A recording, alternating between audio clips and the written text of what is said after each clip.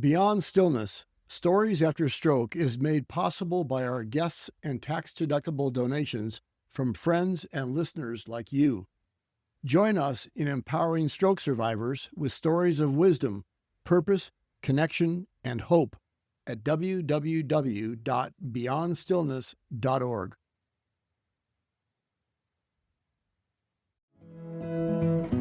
This week on Beyond Stillness, Stories After Stroke, we spotlight Mr. Hub Miller from Westfield, Indiana, by way of a cotton farm in Tallahatchie County, Mississippi.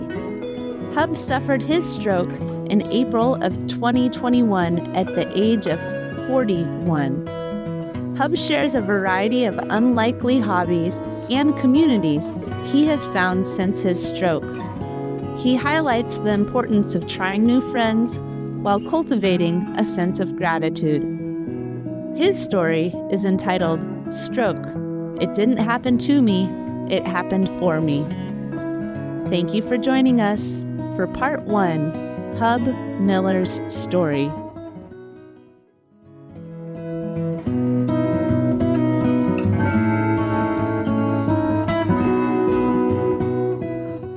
Hello and welcome to Beyond Stillness. Stroke offers a powerful, life-changing shift in perspective. Each colorful memory creates a parable for life's greater teachings, a compass for journeys ahead, and inspired wisdom for unique growth. This radio show, Beyond Stillness, offers an hour of pause for storytelling and reflection. Ultimately, Beyond Stillness is a welcoming environment that reveres the moment beyond stroke's paralysis. Still moments unite humanity and divinity. I'm your host, Molly Bucola. Hub Miller lives in Westfield, Indiana, by way of a cotton farm in Tallahatchie County, Mississippi. Much of his professional life, he served in the agricultural industry, which introduced him to people and cultural experiences from all over the world. He always looks forward to time with his kids and loves watching them play softball and baseball. Hub suffered his stroke in April of 2021 at the age of 41. His story is entitled Stroke. It didn't happen to me, it happened for me. Before we begin, we take a moment of pause, calling to mind the people in our lives, people we have met throughout our recovery journey. Maybe doctors, nurses, fellow stroke survivors, therapists, and passers-by that have somehow become our friends, supporters, and people who inspire us. Today we give thanks for the people who are on this recovery journey with us. We ask for the courage to open ourselves, our minds, and our hearts to others. Today, again, we are grateful for the many people in our lives. And now, I'm going to hand it over to Hub Miller. Hey, Molly, wow, thanks for that introduction. It's just so right, everything you said. The other people on this journey with us, we can't do it without them. And let's be grateful. I am every day. Okay, so let's rewind April 26, 2021. I was working for a company called Corteva Agroscience as a global business portfolio leader. This was a particular role that I had aspired to achieve since I began my professional career in 2005. I loved this job and the people that I got to work with every day. We were performing at a very high level, and I very much miss my colleagues from that time. In April 2021, we were all working from home per the COVID protocol. On the morning of April 26th, I was working in the basement and taking an online training course. I developed a remarkable headache, and I needed a break. I made my way upstairs to prepare a cup of coffee, and I was looking at emails on my phone, waiting for the coffee to brew. As I was strolling through the phone screen, I started to notice that the vision in my left eye was really very strange, and the headache was getting worse. In my previous role at this company,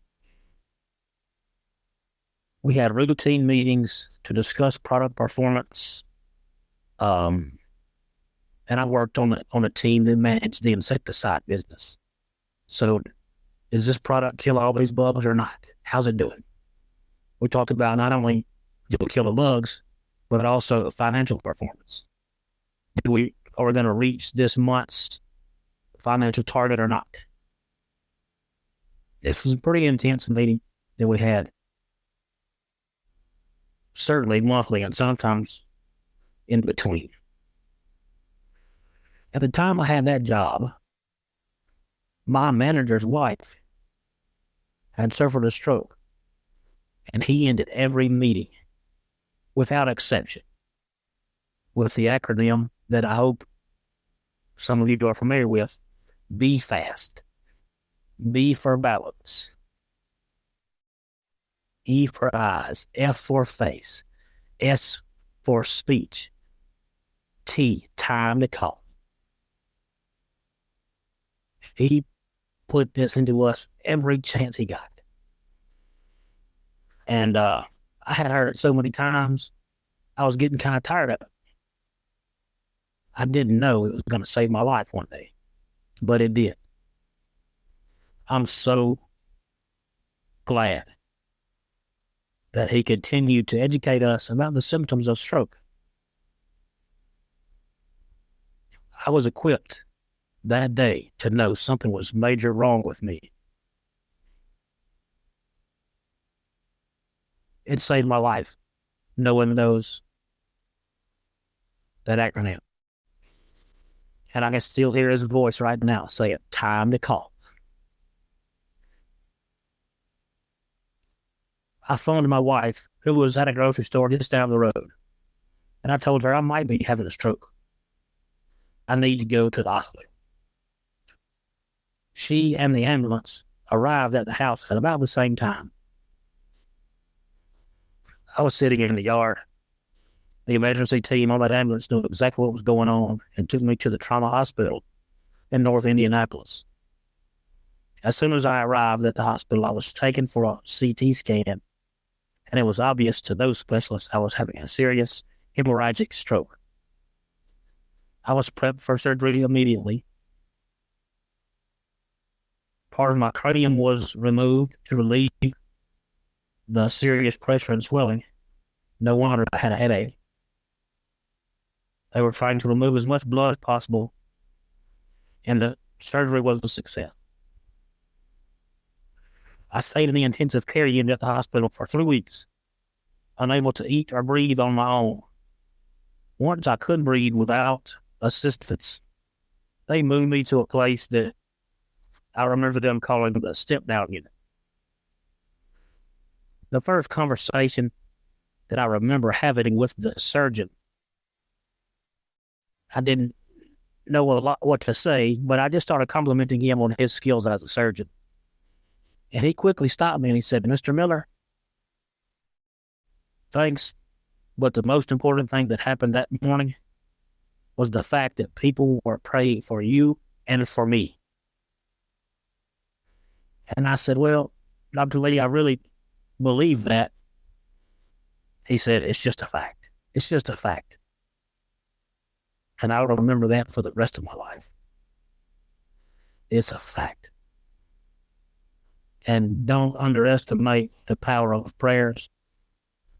He told me that people don't survive what happened to you. That much blood in their brain and where it was, they don't survive. And if they do, they can't move. So thank you for the prayers that day and in the present and future, because it matters. Friends and family visited me at the step-down unit before I moved to the rehabilitation hospital of Indiana on May the 13th. And on that day, that's when the serious work began. Inpatient physical therapy, occupational therapy, speech therapy, and brain injury education was intense. I'm just so grateful to have had that hospital and those doctors, nurses, therapists, and staff from RHI. They have a place in my heart forever. Julie, Em, Allison, Wendy, Karen, Lindsay, Allie, and Aaron all have become my friends. I participated in some pretty intense therapy every day until I was allowed to go home on June the 16th. I was so excited to go home, and most of all, to see my children. Due to the COVID rules, they were not allowed to come see me in the hospital. That was really hard. It was so nice to be home with my family, even though I still had some physical deficits. I couldn't walk or move my left hand, but something about being home just felt better. I quickly moved into outpatient therapy to continue recovery with PT, OT, and speech. My therapists were so good and helpful. They challenged me every day. This is a long, difficult journey, and I've learned the importance of being hopeful and open. My therapist offered me so many resources. I learned it's important to try new things during recovery. One specific thing I strongly recommend for anybody going through this is yoga. I tried yoga for the first time in my life. And you can be sure when you grow up a cotton farm kid in Tallahatchie County, Mississippi, yoga is not on your list of things to do. But I went all in for a program called Love Your Brain Yoga. It was a 6-week program linked to the rehab hospital. I've actually participated in the program 4 sessions now, and might start another one soon. When I began the first class, I thought maybe there would be some long-haired hippies saying namaste and eating granola. I was also skeptical of how stretching and yoga poses were going to help my brain. I was also nervous because my left arm doesn't work, and my occupational therapist, Allison, said, "It's fine. This is designed for people like you whose arm doesn't work." When I first entered the Zoom class, I saw our instructor, Karen, in her chair in the middle of the screen. And other people started jumping on the video Zoom screen. And Karen kept saying, "This is your practice. Stay safe, relax." She also reminded us that we're going to try new things, create community, and find tools that we can take off our mat. And for those of you that don't do a lot of yoga, that's a really strong yoga idea, is taking things off the mat that you can use anytime. And we did that. We learned things we could take off the mat and things that I practice every day. Some of the skills that we used every day outside of the class were breathing techniques, mindfulness, meditation, and even other mindsets to take off the mat. Now I practice mindfulness every morning. As soon as my eyes open, I think about how it feels just to lay there. I go to the kitchen. I notice how the cold floor feels on my feet. I start the coffee, pay attention to how it smells, then enjoy the taste, and my whole body and mind can relax. The most important moment is right now.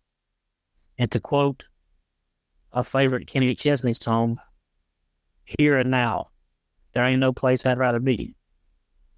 Back when I drank coffee before the stroke, I used to squeeze productivity into everything I did. When I had the stroke, I was waiting for coffee, checking email. The stroke offers me an opportunity to slow down and be here right now. Here and now, there's no place I'd rather be. The group in that yoga program created a community that supported each other.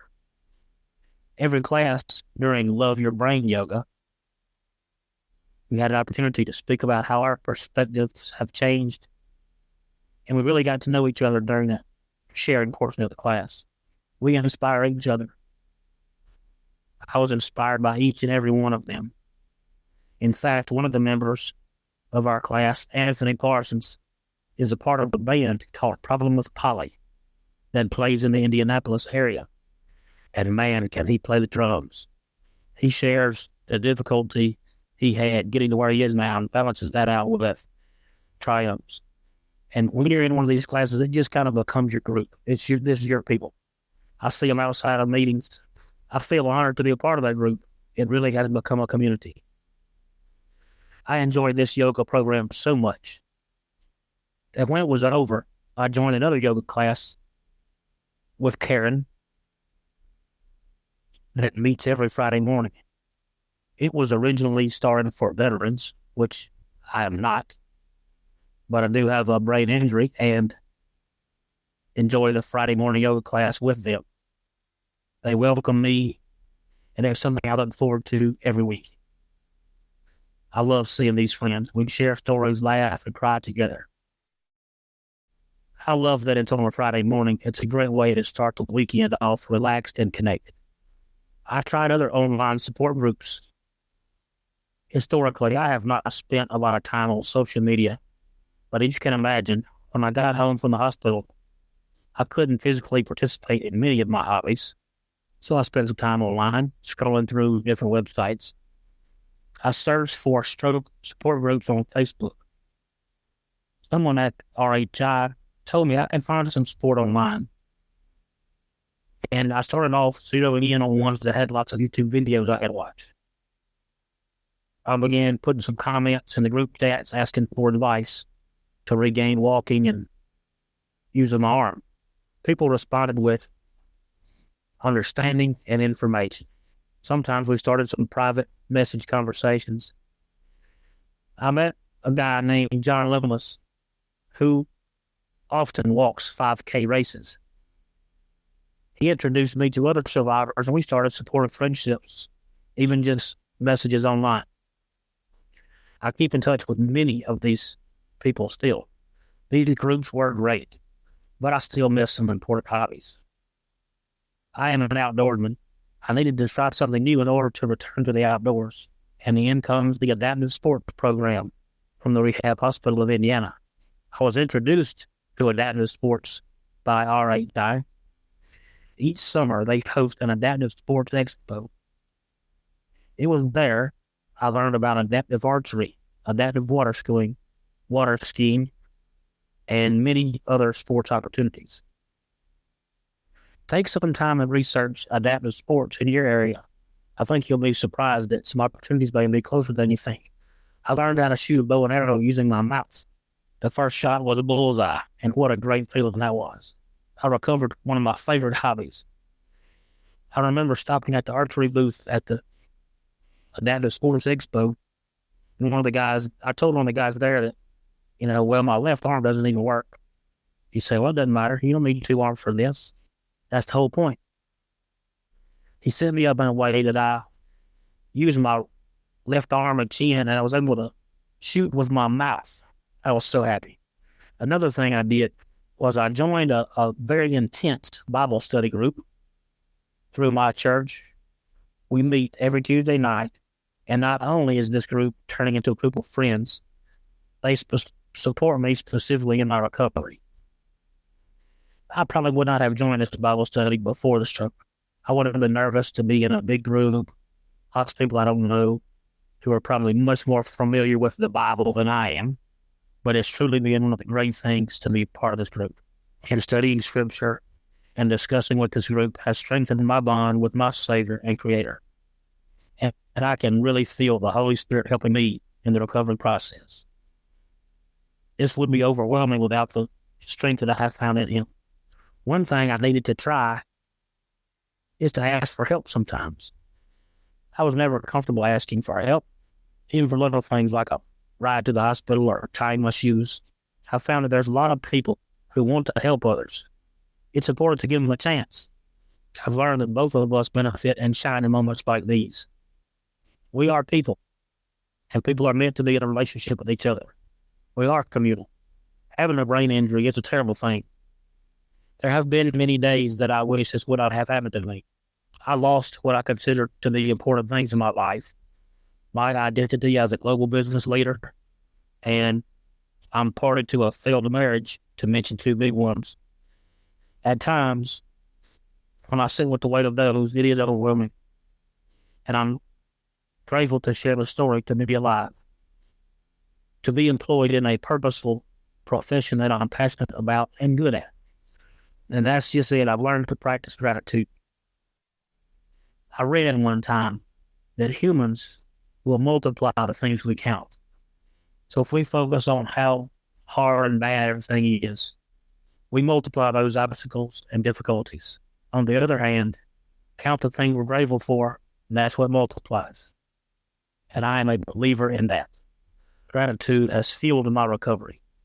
Sometimes I will just take a moment and sit down and list things I'm grateful for. I'll do it for you now. In addition to so many things I've already mentioned, I'm thankful for my parents who taught me commitment, perseverance, and resilience. They are both cancer survivors.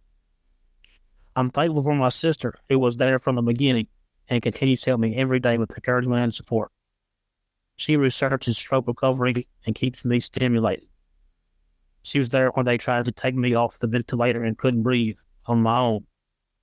And now she's there with me to celebrate my successes and gains.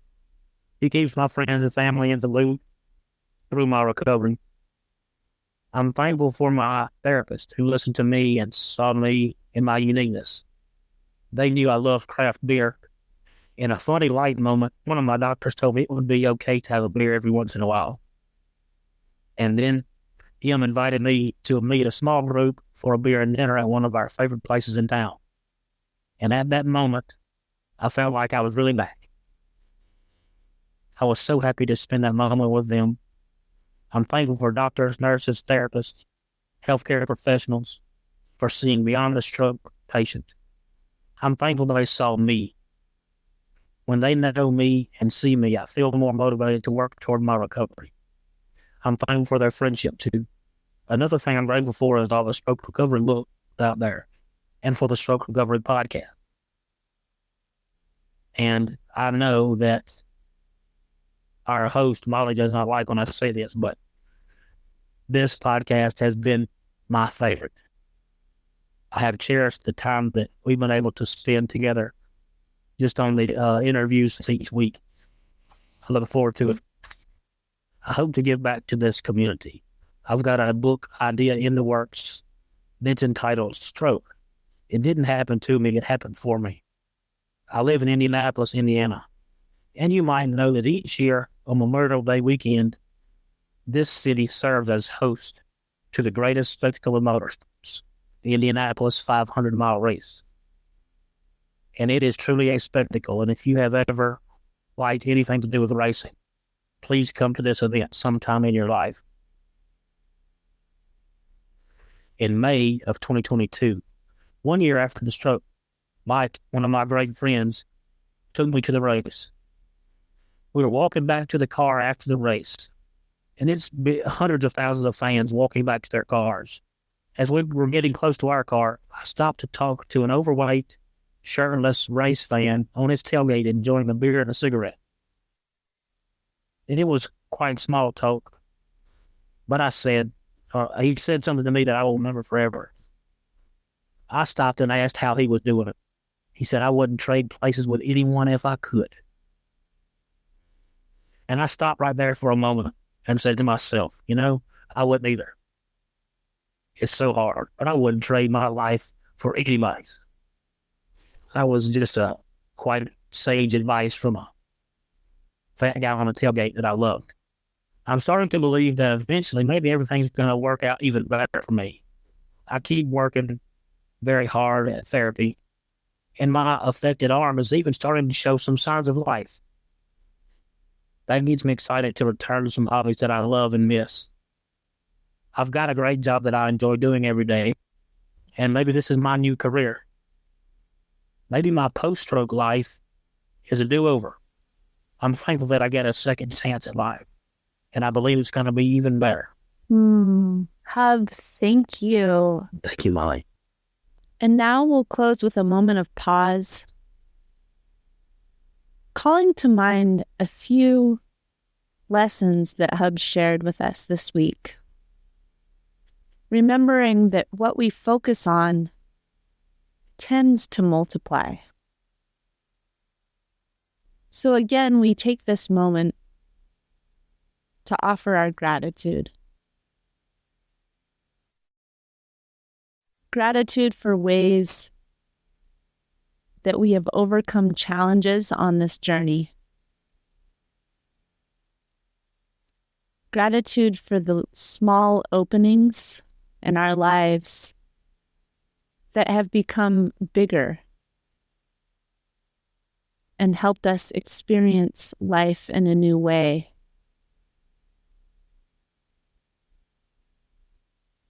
We also ask for the courage to try new things, to see life in a different way, with more experiences and opportunities that we may have not noticed before.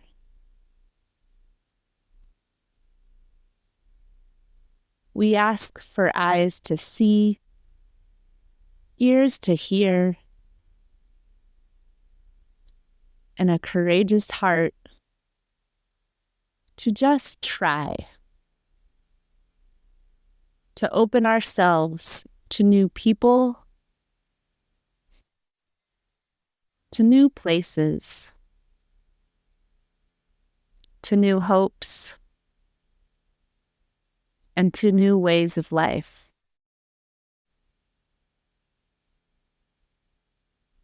And we give thanks. Thank you for devoting time and space to listen to Part 1, Hub Miller's story. Stick with us for Part 2, Hub Miller's interview.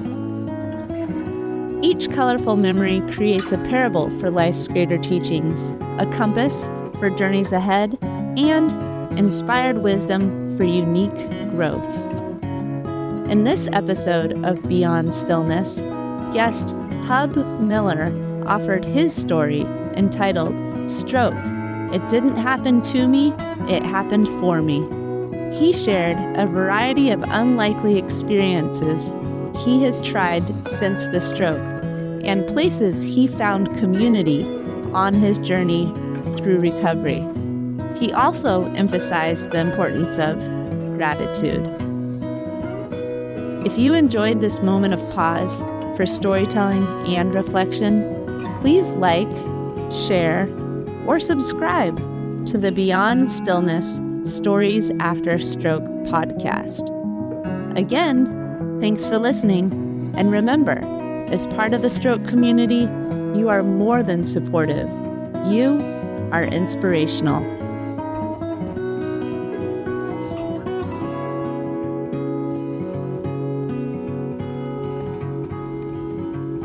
If you are part of the stroke community and have a story you'd like to share on the show, please contact us.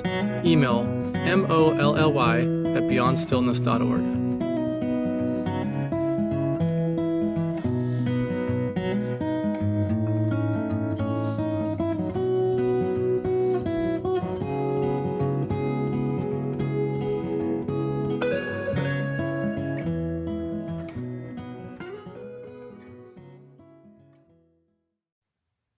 Beyond Stillness, Stories After Stroke is made possible by our guests and tax-deductible donations from friends and listeners like you.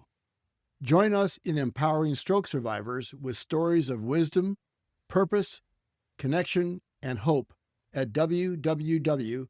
www.beyondstillness.org. Another way to support is to like, share, or subscribe to our weekly show. Again, thank you for devoting time and space for this week's episode of Beyond Stillness, Stories After Stroke.